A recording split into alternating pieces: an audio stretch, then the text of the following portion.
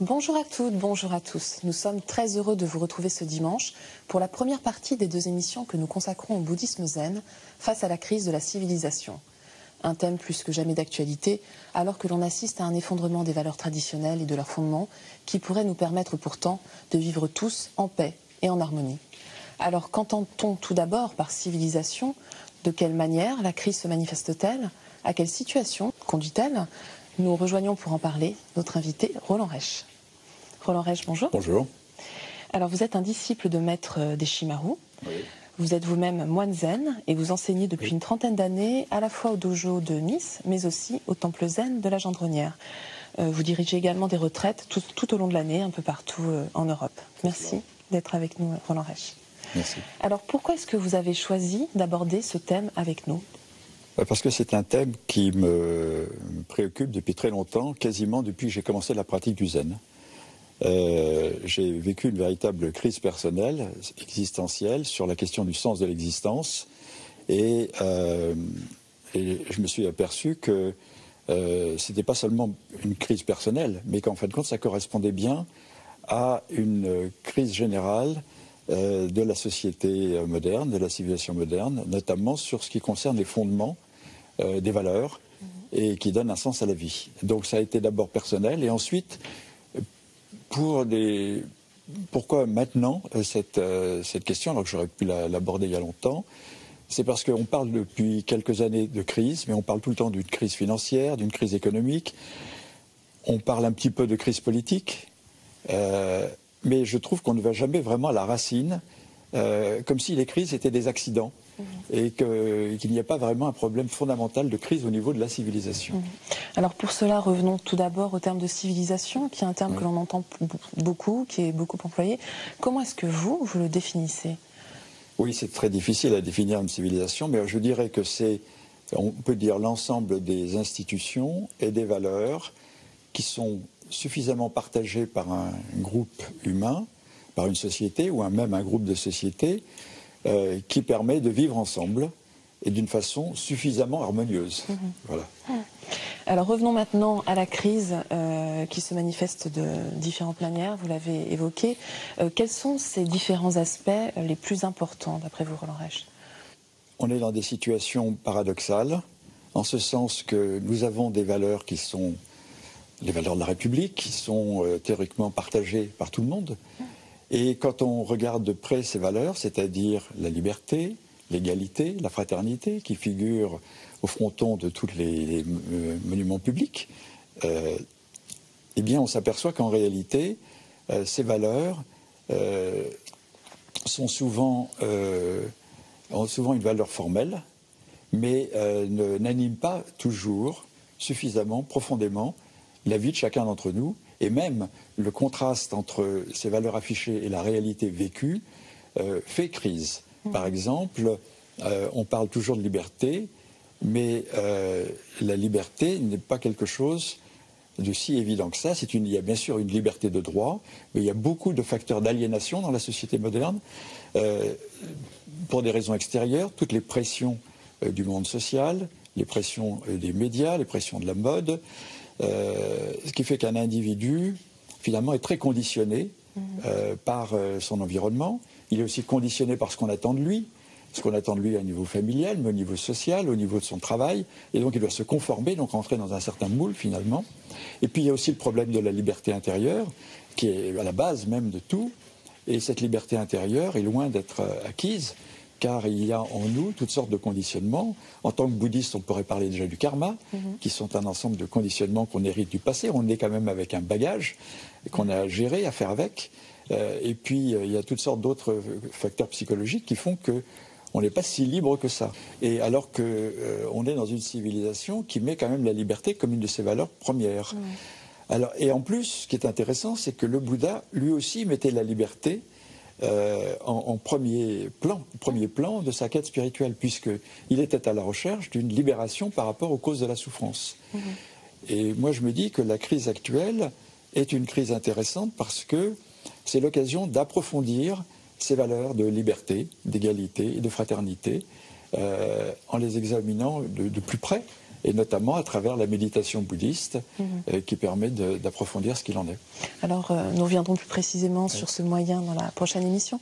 Mais est-ce que vous pouvez nous dire si effectivement il n'y a pas un contraste saisissant, très fort, entre justement les idées dominantes et une certaine réalité, celle qu'on vit tous les jours? Oui, alors, je parlais de la liberté, on n'est pas si libre que ça.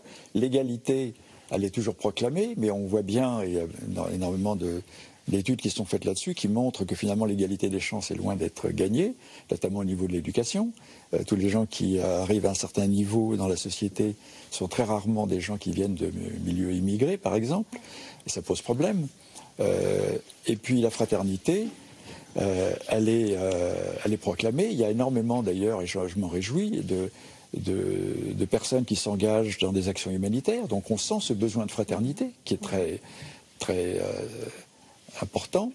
Mais en même temps, ce n'est pas ce qui domine véritablement. Ce qui domine en réalité, c'est un égoïsme foncier, un individualisme exacerbé. Et donc, finalement, ce contraste entre les valeurs annoncées et la réalité vécue fait que pour beaucoup de gens, ils n'y croient plus tellement ces valeurs. Et ça pose vraiment problème au niveau du vivre ensemble. Mais alors, est-ce à dire qu'il y a aussi beaucoup de potentialités qui semblent gaspillées? C'est votre avis? Oui, moi, c'est une autre chose qui m'a frappé depuis très longtemps. C'est qu'on vit dans un monde, en tous les cas surtout en Occident, dans les pays développés, on vit dans un monde dans lequel on a développé énormément de possibilités pour contribuer au bien-être, au bonheur de l'être humain. Et en réalité, ces potentialités sont très souvent gaspillées. Alors, je peux donner quelques exemples qui sont frappants. Toutes les sciences biologiques se sont beaucoup développées, l'agriculture, l'agronomie, l'écologie. Et néanmoins, on est dans la pire crise écologique que la planète ait jamais connue. Donc on a des sciences qui nous permettent de faire des diagnostics, même d'apporter des remèdes, mais ces remèdes tardent à être mis en œuvre parce que, au fond, ça se heurte à beaucoup de résistances. Et ces résistances me paraissent être notamment l'esprit de profit qui anime la plupart des décideurs économiques, qui fait que ce n'est pas le bien commun, ce n'est pas l'intérêt général et l'intérêt de la planète, l'intérêt de la vie qui est poursuivi en premier lieu. Mais alors, vous parlez de résistance, est-ce qu'elle n'est pas également d'une certaine forme d'ignorance qui peut même nous conduire, si on va plus loin, à une certaine forme de nihilisme? Oui, absolument. Moi, je crois que à la base de la crise actuelle, c'est une crise spirituelle, c'est-à-dire une crise due au fait que les gens ne sont plus connectés avec non seulement le sens profond de leur existence, mais avec ce qu'ils sont eux-mêmes en réalité. Il y a un manque d'éveil profond. C'est pour ça que le bouddhisme paraît d'une très grande actualité. Parce que je pense que si on ne s'éveille pas, si on n'a pas une compréhension profonde de notre être et de la nature de notre existence et de ce qui nous relie au monde, eh bien, on est forcément insatisfait. Je pense que l'être humain est un être spirituel, un être qui a besoin de sens, qui a besoin de se réaliser, et qui ne peut pas se réaliser seulement par l'avoir. Il y a vraiment, Guénon l'avait déjà dénoncé il y a très longtemps, c'est l'avoir contre l'être. Et je crois que tant que l'être humain ne peut pas se réaliser profondément sur le plan spirituel, eh bien il ne peut que rechercher des compensations par la multiplication des désirs, parce qu'insatisfait, il se dit mais c'est parce qu'il me manque ça, quand j'aurai ça, ça ira mieux, etc., etc. Et donc ça fait tourner une certaine forme de machine économique, mais ça ne satisfait pas les individus, et ça crée même une très grande aliénation qui va à l'encontre de la liberté qu'on préconise, qui va à l'encontre aussi de l'égalité, parce que tout le monde n'a pas accès de la même manière aux biens matériels, et même aussi au niveau des biens spirituels. C'est ça qui est encore plus grave. Mais est-ce que ça ne touche pas plus particulièrement une certaine frange de la population? Je pense notamment aux jeunes, qu'on sent assez démoralisés actuellement. Oui, absolument. Et moi, ça me touche énormément. D'ailleurs, je fais beaucoup d'efforts en direction des jeunes au niveau du zen, pour essayer de les inciter à pratiquer. Moi-même, j'ai commencé jeune, et parce que j'étais un petit peu dans cette crise-là, 28 ans.